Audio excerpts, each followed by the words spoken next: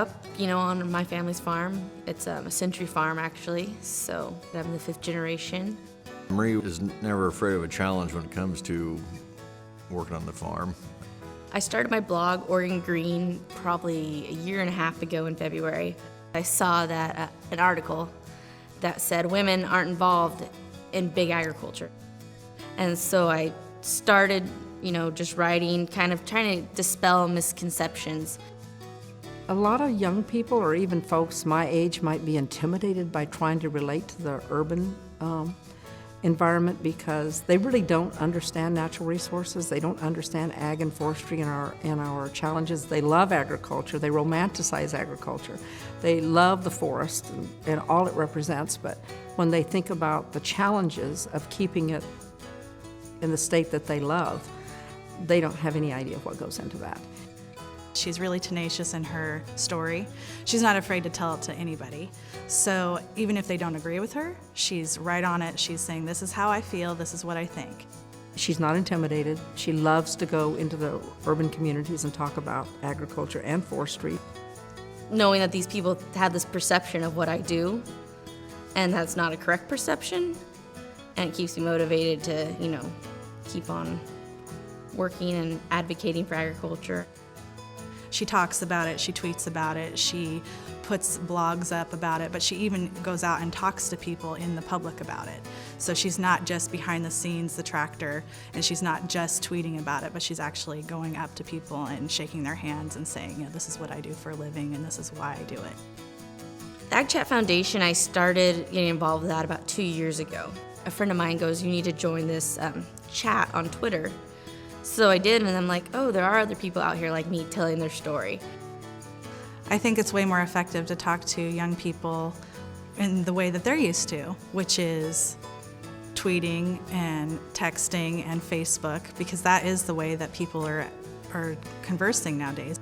She's reaching thousands of people on a daily basis, which is really a wonderful thing for agriculture to know that we've got her behind us. We've got her to tell our story. We're in agriculture 2.0 now. Step up, tell our story, show them what we're doing on our farm, being transparent. We're all in an age of transparency now with the internet, with everything, and I guess that's kind of my generation sees, at least the conversations that I had. They want to be transparent, they want to show the consumers what we're doing, and that what we are doing is we do care for our animals and our land. I love her compassion. She doesn't go into a debate that just strips folks down. She tries to understand where they're coming from so she can help them better understand where she's coming from, and I think that's really critical. More and more people are getting their news and information from things like blogs and Twitter and Facebook. They're sharing information in a different way than we used to. And Marie has this great blog, and she can inspire others like me to continue telling that story of agriculture in a way that people understand and they connect to and they're more comfortable with. I'm kind of excited about my generation in a way, and I understand it's really easy just to sit back and not do anything. But what are you gonna have left if you just sit back and don't do anything? She's engaged, she's, I think, believable when she goes into the urban environment, and I think a lot of young people don't spend their time on the farm engaged in the business. She definitely tells the story of agriculture in her own way, but she's doing it for all of it. She's willing to take a stand even if it means people aren't going to like her. And I really appreciate that in her.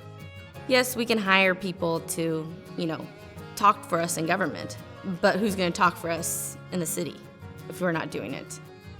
If you're not part of the conversation, then you're left out of the conversation. No matter what you're passionate about, whether it's agriculture, whether it's, the PTA or anything, you have to be involved. When I see the things that she does and how she affects the people in our membership, how she gets them to think about different things and do different things, it makes me want to do more too. I think Marie, at her age, the sky's the limit, and we're all going to benefit. I mean, whether it's urban, whether it's rural, whether it's young, whether it's old, they're going to benefit from her. Without her, I'm not sure what the face of agriculture is going to look like. I wish we had more like her. With her confidence and self-assurance and passion.